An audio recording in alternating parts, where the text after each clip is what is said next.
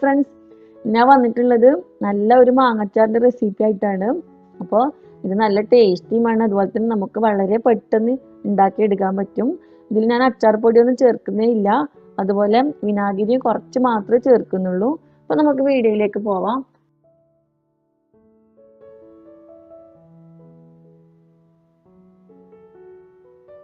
നമുക്ക് ആദ്യം ഒരു പാൻ അടുപ്പിൽ വെച്ച് ചൂടാക്കി ഒരു ടേബിൾ സ്പൂൺ വെളിച്ചെണ്ണ ഒഴിച്ചു കൊടുക്കാം. വെളിച്ചെണ്ണ ഒന്ന് ചൂടായതിന് ശേഷം അതിലേക്ക് ഒരു അര ടീസ്പൂൺ കടുകിട്ടൊന്ന് പൊട്ടിക്കാം. എന്നിട്ട് ഇതിലേക്ക് ഒരു ചെറിയ പീസ് കായാണ് ഇവിടെ ഇട്ട് കൊടുക്കുന്നത്. അപ്പോൾ നിങ്ങളെ കയ്യിലുണ്ടെങ്കിൽ മാത്രം ഇട്ട് കൊടുത്താൽ മതി. ഇതിലേക്ക് നമുക്ക് ഒരു 5-6 വെളുത്തുള്ളി നീളത്തിലരിഞ്ഞതും അതുപോലെ തന്നെ ഇഞ്ചി അരിഞ്ഞതും ഇട്ട് ഒന്ന് വഴറ്റി കൊടുക്കാം. ജസ്റ്റ് ഒന്ന് വഴറ്റി കൊടുത്താൽ മതി. എന്നിട്ട് അതിലേക്ക് നമുക്ക് കറിവേപ്പില മുറിച്ചിട്ട് കൊടുക്കാം.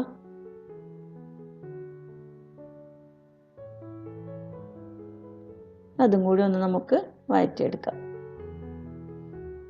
ഈ കായ ജസ്റ്റ് ഇതുപോലെ ഒന്ന് പ്രസ് ചെയ്ത് കൊടുത്താൽ മതി. അപ്പോൾ അത് അരിഞ്ഞു പോയിക്കോളും. അപ്പോൾ നിങ്ങളുടെ കയ്യിലുണ്ടെങ്കിൽ മാത്രം അത് ഇട്ടാൽ മതി, നിർബന്ധമൊന്നുമില്ല. എൻ്റെ അടുത്ത് ഉണ്ടായതുകൊണ്ട് ഞാൻ ഇട്ടതാണ്.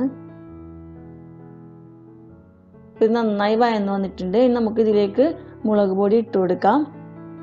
ഞാനിവിടെ ഒരു ടേബിൾ സ്പൂണിൻ്റെ അടുത്ത് മുളക് പൊടി ഇട്ട് കൊടുത്തിട്ടുണ്ട്.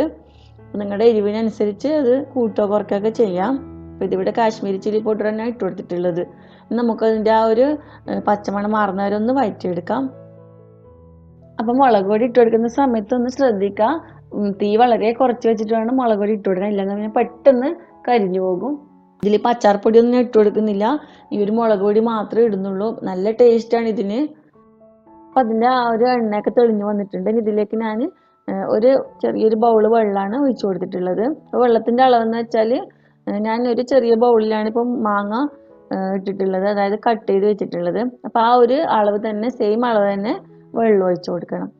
ഇതിലേക്ക് ആവശ്യത്തിന് ഉപ്പിട്ട് കൊടുക്കാം. അപ്പം ഇനി നമുക്കിത് നന്നായിട്ടൊന്ന് തിളപ്പിച്ചെടുക്കാം. തിളപ്പിച്ച് കുറച്ചൊന്ന് വറ്റിച്ചെടുക്കാം. കാരണം ഇനി മാങ്ങ ഇട്ടിട്ടൊന്നും ഇത് തിളപ്പിക്കുന്നില്ല.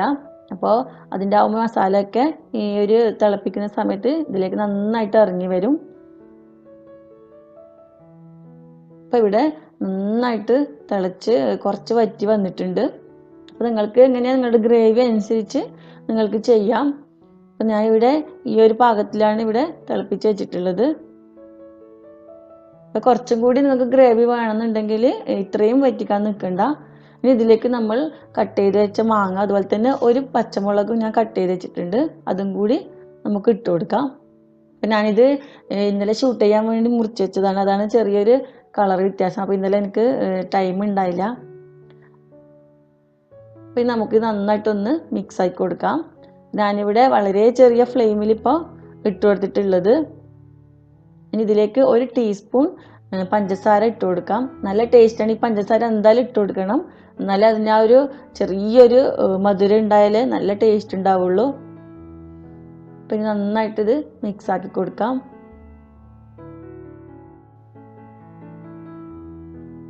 പിന്നെ അച്ചാർ പൊടി ഇല്ലാതെ തന്നെ നല്ല ടേസ്റ്റുള്ളൊരു അച്ചാറാണ്. അപ്പം ഇനി ഇതിലേക്ക് നമുക്ക് ഒരു 2 ടീസ്പൂൺ വിനാഗിരി ഒഴിച്ചു കൊടുക്കാം.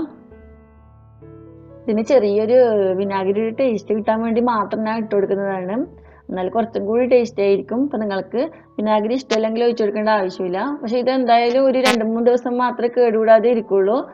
ഫ്രിഡ്ജിൽ വെച്ചാൽ ഒരാഴ്ച അല്ലെങ്കിൽ 2 ആഴ്ച വരെ നിൽക്കും. അപ്പം ഇനി ഇതിലേക്ക് നമുക്ക് അവസാനം ഇട്ട് കൊടുക്കേണ്ടത് ഒരു 1/4 ടീസ്പൂൺ കടുക് വറുത്ത് പൊടിച്ചതാണ്. അതുപോലെ തന്നെ 1/4 ടീസ്പൂൺ ജീരകം വറുത്ത് പൊടിച്ചത്, പിന്നെ ഒരു 1/4 ടീസ്പൂൺ ഉലുവ വറുത്ത് പൊടിച്ചത്. ജീരകം ചെറിയ ജീരകമാണ് ഞാൻ പൊടിച്ചിട്ടുള്ളത്. അപ്പം നിങ്ങൾക്ക് കുറച്ചും കൂടി ഗ്രേവി വേണമെങ്കിൽ ഒരു ഇത്തിരി വെള്ളം ചൂടാക്കി ഒഴിച്ചു കൊടുത്താൽ മതി. അതുപോലെ കുറേ നാൾ ഇത് കേടുകൂടാതെ ഇരിക്കണമെങ്കിൽ വിനാഗിരി കുറച്ചധികം ഒഴിച്ചു കൊടുത്താൽ മതി. എന്നിട്ട് ഫ്രിഡ്ജിൽ വെച്ചാൽ ഒരു മാസമൊക്കെ നല്ല കേടുകൂടാതെ ഇരിക്കും. അപ്പം നമ്മുടെ ടേസ്റ്റി ആയിട്ടുള്ള അച്ചാർ റെഡി ആയിട്ടുണ്ട്. ഉണ്ടാക്കാൻ ഒരു 5 മിനിറ്റ് പോലും ആവശ്യമില്ല. അപ്പോൾ നിങ്ങളെല്ലാവരും ഒന്ന് ട്രൈ ചെയ്ത് നോക്കി അഭിപ്രായങ്ങൾ അറിയിക്കുക. അപ്പോൾ നിങ്ങൾക്ക് എൻ്റെ വീഡിയോ ഇഷ്ടപ്പെട്ടെങ്കിൽ ലൈക്ക് ചെയ്യുക, അതുപോലെ ഷെയർ ചെയ്യുക. സബ്സ്ക്രൈബ് ചെയ്യാത്തവരുണ്ടെങ്കിൽ ഒന്ന് സബ്സ്ക്രൈബ് ചെയ്യുക. അപ്പോൾ വീണ്ടും നല്ല നല്ല റെസിപ്പികളുമായി വരാം. Thank you.